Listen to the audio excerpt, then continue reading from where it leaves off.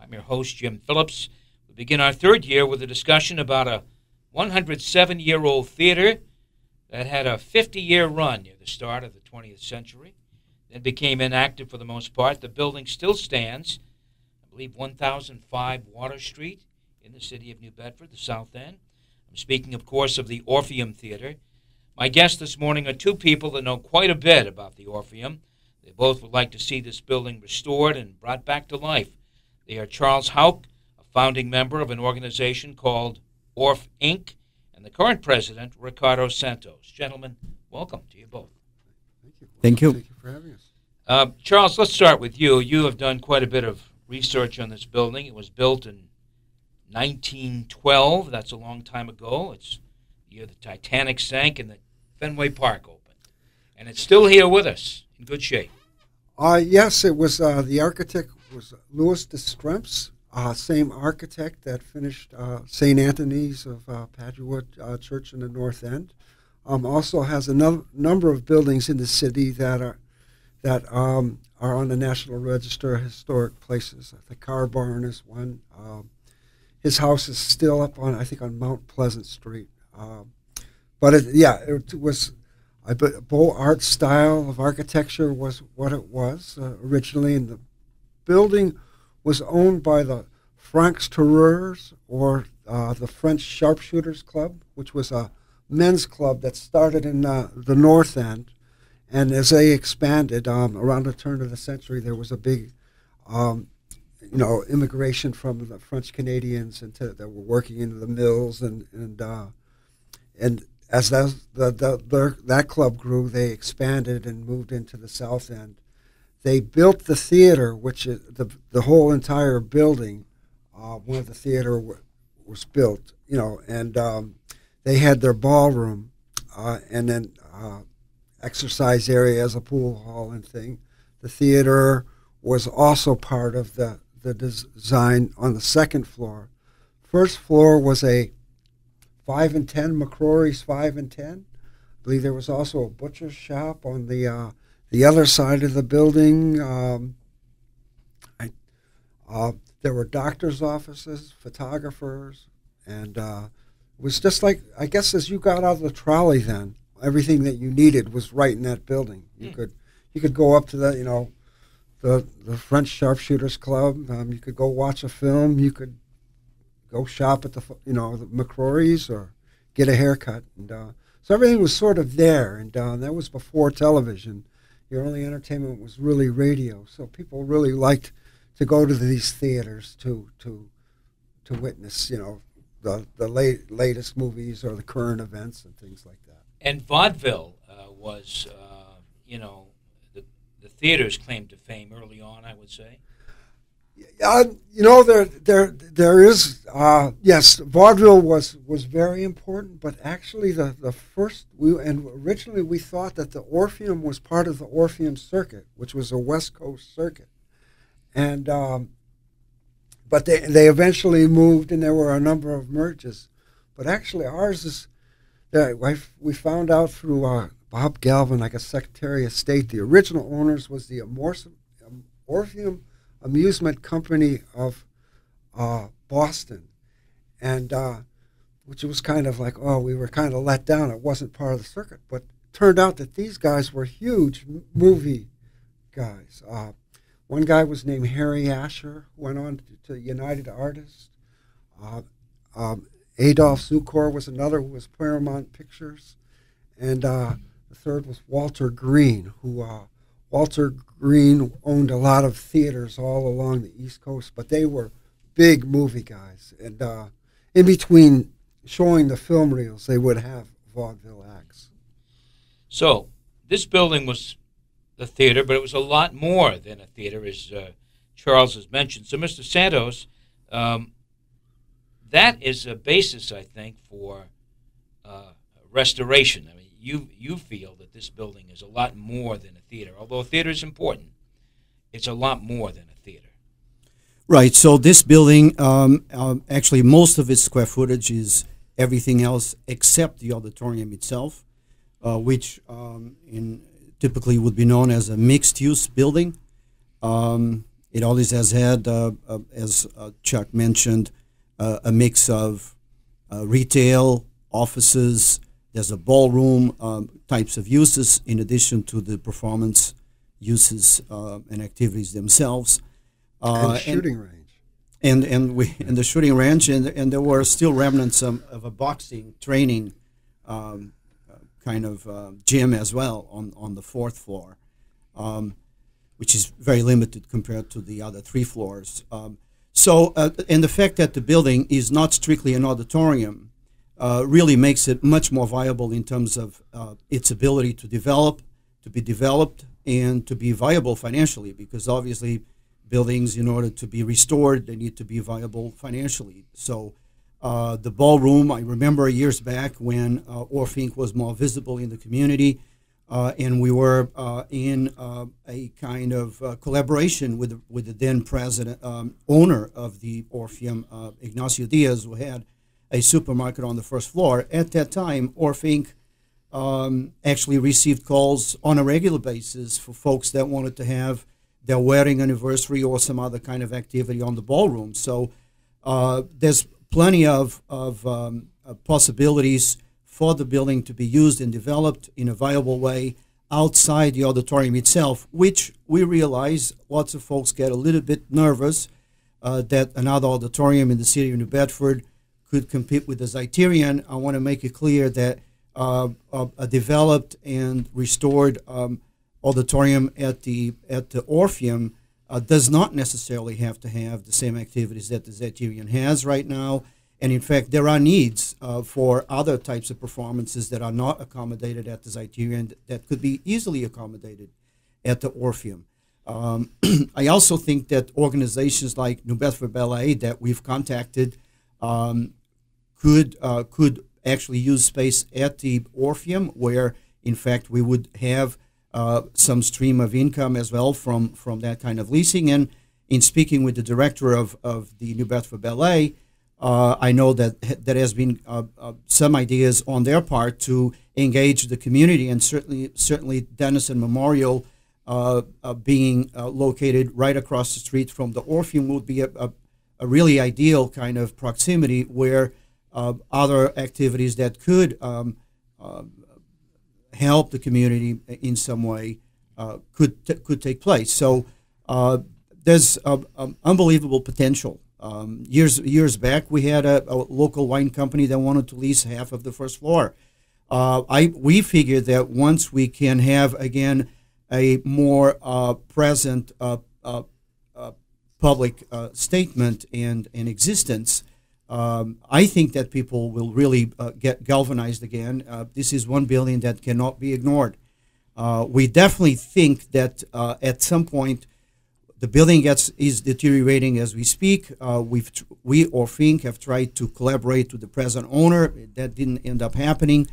We've tried to collaborate with past owners as well, including some attempts when Chuck Hawk was president to purchase the building. Somehow that didn't work out. But all options are on the table. We intend to be more proactive and more visible in the near future, and I can't wait to get more serious. How many owners has the Orpheum building had? Any idea, gentlemen? Not a whole. I don't think a whole lot. I believe. Let me take a stab at this. I was actually reading on the history of that just the other day. So I guess the Orpheum closed in around early 60s, right?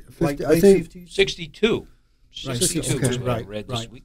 And my understanding is that the city actually took the building over for some time. Then it was sold maybe to the company that had the Lasco products, as I understand, mostly for storage. And I think it was Ignacio Diaz that picked up the building afterwards. Was that correct? Yeah, I think originally the building was built on the last parcel of the Hathaway farm, which went all the way around the front where Berkshire Hathaway was built. The French sharpshooters, they built the building, and I think in a year's time, and then they leased out the theater, and then they sold it. I think they hung on to it, and a guy named Peaches DeMello, I think, was sort of a local sort of wheeler dealer guy, owned it for a while, and then it became the Lesco Tabasco. Yeah, Tobacco the storage building, basically. Storage building, and then Ignacio went in, was talking to Mr. Lesko, and I guess he was ready to retire, and just said he was goofing and made an offer, and Mr. Lesko said, "I'll take it." Yeah, you got it. You're listening to Town Square Sunday. My guests are Charles Houck and Ricardo Santos, members of Orpheum, Inc. Mr. Santos is the current president of that organization. Ricardo, what's the current status of this building? And in other words, who owns it? Who are you dealing with? Who's making decisions? Right. So my understanding, the present owner still is, and he purchased the building from the bank that took over the building from Mr. Ignacio Diaz. So Walter Moniz, I believe, is the present owner. Orpheum met with Walter shortly after he purchased the building. We had a great meeting. We were going to go into some kind of a collaboration with Mr. Moniz. This is almost 2 years ago now, to the month. I think we met with him on a May date back in 2017. So, and after that initial meeting, we shared with Mr. Moniz everything we had, both ideas, sources of funding, ideas for development, possible organizations that could lease the space. We shared with him our drawings as well that we had developed through an architectural firm that's been friendly to Orf Inc. And we actually did not hear from Mr. Moniz ever since then. We've been in touch with Representative Cabral, who also has aided Orf Inc. in finding a way forward. And in the past, we've met with some city departments to try to make that happen as well. This is before Walter Moniz became the owner. And so very recently, we know of the academic exercise and community meeting that took place around the idea of identifying development ideas for the Orpheum. Obviously, Orpheum was not very involved for reasons outside our control, but right now the building is again for sale. So there's only two things here for Orpheum to do, and that is in this context, and that is either waiting for the next owner that we could partner with as a nonprofit, or considering actually making a bid to purchase the building, which our organization is considering. So everything is on the table. We've had multiple collaborators from the city in the past, from the mayor's office to Whale and others. We want to get going again and be more visible and really find a way forward. What we don't want to see with the Orpheum is what happened with the last, I believe, true whaling ship in the United States, the Morgan, that ended up leaving the city. It's good that it's been preserved, but it's no longer in the city that saw it be born. The Orpheum has had not the best attention in terms of maintenance and protection from the elements. I know that there has been pieces of the terracotta facade falling on the sidewalk for years now. At some point, things get much more difficult to be restored. A good roof would be a great start, not to mention other things, but work in progress. So, gentlemen, restoration means money, raising money. I understand you have some money, though, that's been committed to this project from the state. Mr. Santos, tell us about that. But what do you think you need? I mean, obviously, it's not your building to make a decision on. There could be a new owner soon, or that could be years down the line. Who knows? But how much money do you think you need to make that building ship-shape? Right. So this is a large building. This is a building that has, not including the auditorium itself, 21,000 gross square foot of space, approximately. The footprint. Isn't it about an acre? Yeah, Oh, building about, I think the footprint's about an acre size. right. The footprint is about it's big. 13,000 square foot of space. Um, um, so yes, it will take a few millions, maybe even past $10 million by the time all is done and said. Projects like this need to be developed in a way perhaps that is phased, where you start with the more important aspects for preservation of the structure itself, and then you start with the spaces that could most easily be restored and leased, so that early in the process you have some kind of revenue stream. So, but by the time all is done and said, you'll need a few millions of dollars into even $10 million. That is not a lot of money in today's economy for construction. We all know things have, construction-wise, have been going up lately, also because of the economy, but that's just how it goes. But if you phase it, it's like everything else. You eat an elephant one bite at a time. And so that's the approach we should take. We should not be scared by the fact that the building is not a small building. In fact, its size and all the kinds of spaces that it has really makes it more viable as a structure to be restored, as opposed to if you were strictly an auditorium. I know that Representative Cabral secured $3 million through the state legislature, but there are other sources of funding. Community Preservation Act. There are you can take advantage of tax credits, historic tax credits in the development financing for the project. Mass Cultural Council has some funding as well. And we've even started looking into conventional loans and what that would take at least to get started.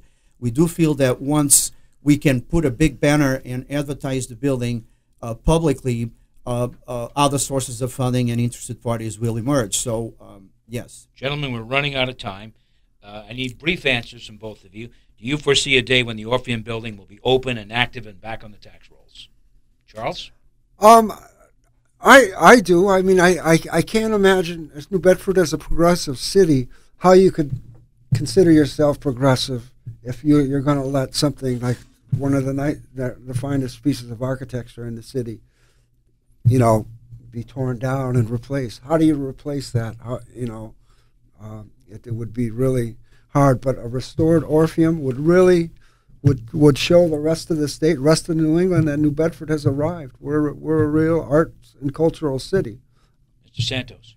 The answer is absolutely. The Orpheum can be really the start of what could be for their whole entire neighborhood that has not seen a lot of investment in the last few decades, really, could really be the start of a much improved neighborhood in the city of New Bedford. Years ago, we had a group that put together a development plan for their whole entire area, a kind of reconstruction of what used to be, of what South Water Street used to be, where you would have a mixed-use kind of development. Most of that land is owned by the city. It can be freed for development from the private sector, and that freeing of land for private development would be an investment that, together with the Orpheum, could make that whole neighborhood really a much better place than what it is now. Not impossible at all. My guests have been Ricardo Santos and Charles Houck, both of Orpheum Inc. I hope really that something can come together at some point and save this building. You can't save all of them. We all know that. But there seems to be some good reasons to save this one. So to both of you, good luck. Thank you. Thank you. Thanks for having us. Don't go away. Townsquare Sunday returns in just one moment.